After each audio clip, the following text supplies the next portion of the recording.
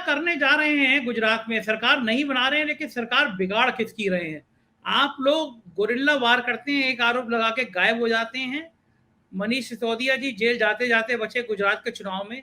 चाह क्या रहे हैं आप लोग गुजरात में? किसका खेल बिगाड़ेंगे आप? लोग कहते हैं आप बीजेपी की बी टीम बन गए हैं, कांग्रेस का खेल बिगाड़ने गए हैं। हकीकत क्या है सर्वेश, ईमानदारी से बताइए, किसका खेल बिगाड़ने जा रहे हैं आपको? वो अलग अलग चुनाव में देखिए, दो एक तरीके की पार्टियां हैं, कांग्रेस और बीजेपी। वो हमेशा कभी वो उनको बी टीम कहेगी, कभी कांग्रेस कहेगी, कभी बीजेपी कहेगी। वो अलग अलग चुनाव के हिसाब से चलता है। 2013 के वो चुनाव के परिणाम याद होंगे, जब हम 0 सीट पे थे। उसके पहले हमने कभी राजनीति में कदम भी नहीं रखा था, और दिल्ली की जनता ने हमें बहुत प्यार दिया और हमें 28 सीटें दी, और हमने उस समय पहली सरकार आम आदमी पार्टी की बनी थी। देखिए, इस समय की जो राजनीति है, जो एक दो तरीके की राजनीति वाले हैं। हम राजनीति में बांटते तो नहीं है, लेकिन छांटते जरूर है। हमने राजनीति में बांटने का काम नहीं किया, लेकिन राजनीति में छांटने का काम किया, और ये बताया कि एक तरफ एक वैकल्पिक राजनीति की शुरुआत भारतीय राजनीति में की, और आज गुजरात में उसी वैकल्पिक राजनीति को पसंद किया जा रहा है कि 27 सालों में दो पार्टियां मिलजुल कर सरकार चला रही है, चाहे वो पक्ष में रहे चाहे विपक्ष में रहे। भारतीय जनता पार्टी ने तो जो गुजरात की हालात किया वो किया ही। 77 सीटों के बाद भी कांग्रेस ऐसे लगता है जैसे 7 सीट भी गुजरात में नहीं पाई है। 5 साल सरकार होने को जा रहे हैं, तो गुजरात की जनता में एक राजनीतिक शून्यता आ चुकी थी, जो आम आदमी पार्टी की उम्मीद के रूप में वहां आ चुकी है। जो 18 से 35 साल का युवा वर्ग है, 65% से ज्यादा जिसकी हमारे राजनीति में और लोकतंत्र में भागीदारी है, उसको एक उम्मीद की लौ जग चुकी है कि कोई शिक्षा पे, चिकित्सा पे, स्कूल पे, एजुकेशन पे, कॉन्ट्रेक्चुअल नौकरियों को खत्म करने पे बात करने के लिए आ चुका है। तो इस बार गुजरात में वोट सिर्फ परिवर्तन को, सिर्फ बदलाव को पड़ रहा है, और उसका नेतृत्व अरविंद केजरीवाल जी कर रहे हैं। तो गुजरात में बहुत दिनों बाद पहली बार किसी के नाम पे चुनाव नहीं हो रहा है, काम पे चुनाव हो रहा है। इसीलिए आम आदमी पार्टी की ओहो, मुझे लग रहा है इंटरनेट धोखा दे गया। काम की राजनीति है, और इसीलिए आम आदमी पार्टी वहां किसी तरीके से कोई नया काम, जो हम शिक्षा की, चिकित्सा की राजनीति करते हैं, जो हम रोजगार देने की बात करते हैं, वही कर रहे हैं। अभी भी हम घर घर जाके बिजली का वो गारंटी कार्ड लोगों को लेके जा रहे हैं, लोगों को बता रहे हैं कि हम आपको बिजली फ्री देंगे। हम रोजगार और बेरोजगारी भत्ते की बात कर रहे हैं। हमने बताया कि कैसे हम कॉन्ट्रेक्चुअल नौकरियां खत्म करेंगे, हमने बताया कि कैसे हम ग्रेड पे को बढ़ाएंगे। हम इन्हीं सब मुद्दों को लेके जा रहे हैं, क्योंकि 27 सालों में गुजरात की राजनीति में ये सब नहीं हुआ था। इस बार उनको आम आदमी पार्टी एक उम्मीद के तौर पे नजर आई है, एक बदलाव के तौर पे नजर आई है। इसलिए इस बार गुजरात का जो परिणाम होगा वो भारतीय राजनीति पर पूरा असर डालेगा, 2024 के चुनाव पर डालेगा। इसीलिए भारतीय जनता पार्टी घबराई हुई है, और इसीलिए भारतीय जनता पार्टी ने ईडी और सीबीआई को अपने कार्यालयों से उनको संचालित करने का काम शुरू किया हुआ है। क्या लग रहा है आपका वोट बैंक जो होगा, वो वोट बैंक किसका टूटेगा, कांग्रेस का या बीजेपी का? ईमानदारी से बताइएगा।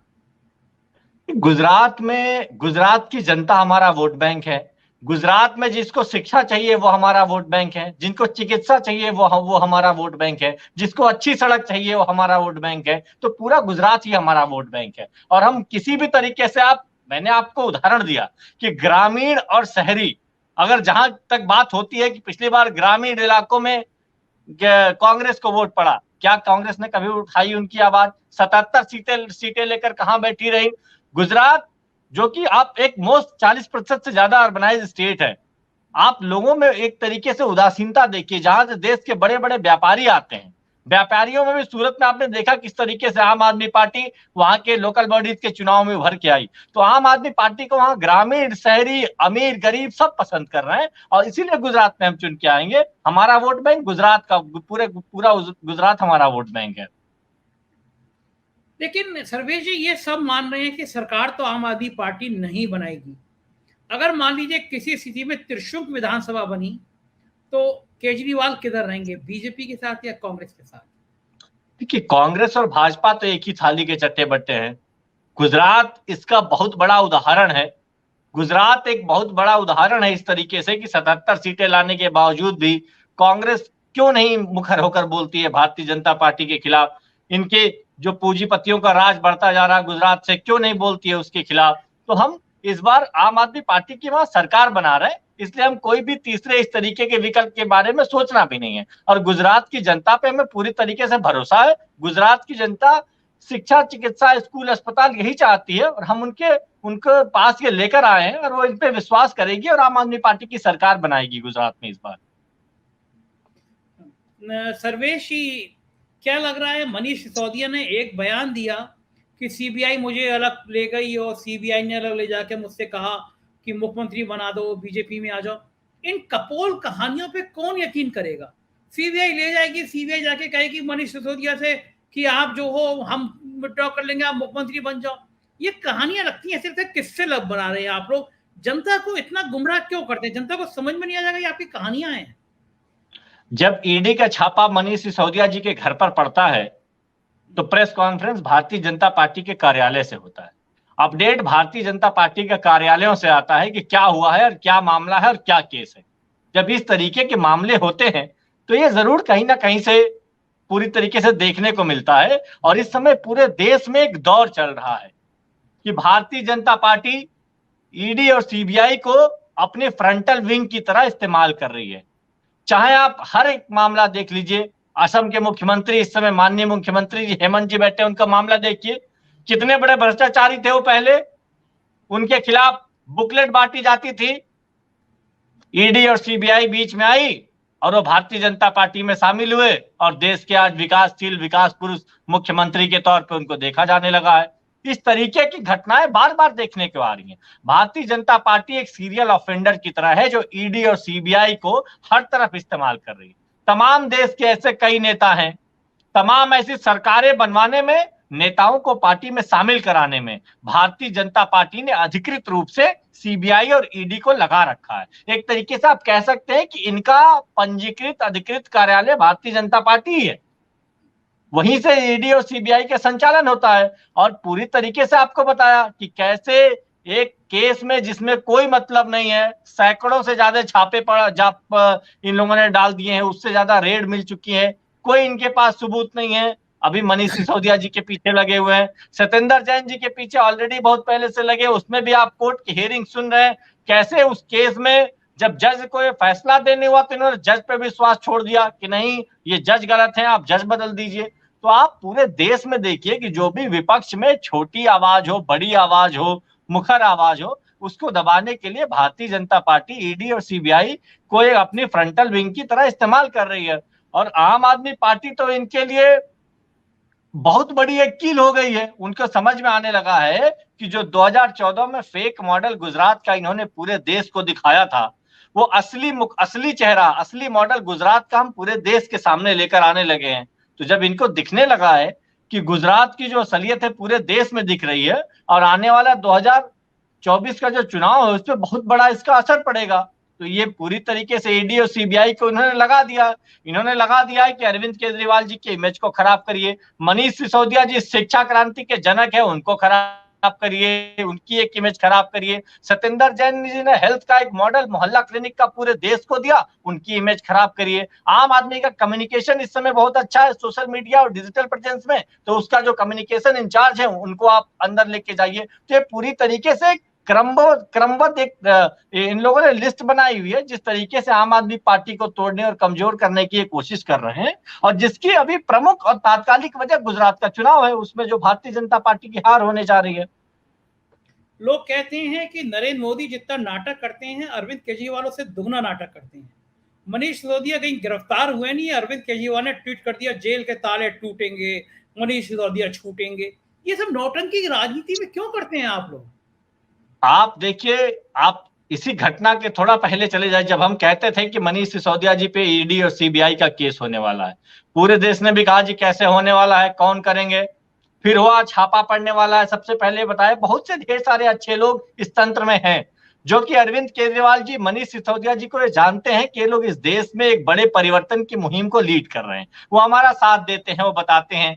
आप देखिए किस तरीके से जब उन्होंने कहा कि मनीष सिसोदिया जी पे रेड पड़ेगी, थोड़े दिन बाद रेड पड़ी, नोटिस आएगी गिरफ्तारी के लिए आई। अभी भी हमने कहा कि लगे हुए हैं कि कब इनको गिरफ्तार कर लिया जाए, करेंगे आज नहीं तो कल, हम उसके लिए भी तैयार हैं। सत्येंद्र जैन जी के मामले को हमने 7 महीने पहले केजरीवाल साहब ने ट्वीट किया था, मुख्यमंत्री जी ने कहा कि वो लगे हुए हैं कि ऐसे मामलों में किया जाए, कुछ बड़े लोगों की गिरफ्तारी की जाए। हिमाचल चुनाव उसके पीछे एक बड़ी वजह है, हिमाचल चुनाव के प्रभारी थे, उन्होंने किया। तो इसमें तो पूरी तरीके से 100% सही है, आप समझिए। एक बात ये भी तो हो सकती है कि वाकई घोटाला किया हो, अरविंद केजरीवाल को पता हो कि 1,000 करोड़ रुपए इधर से उधर हो गए हैं, तो पकड़े जाएंगे, थी पहले कह दो कि यहाँ पकड़े जाएंगे, एक संभावना ये भी तो हो सकती है।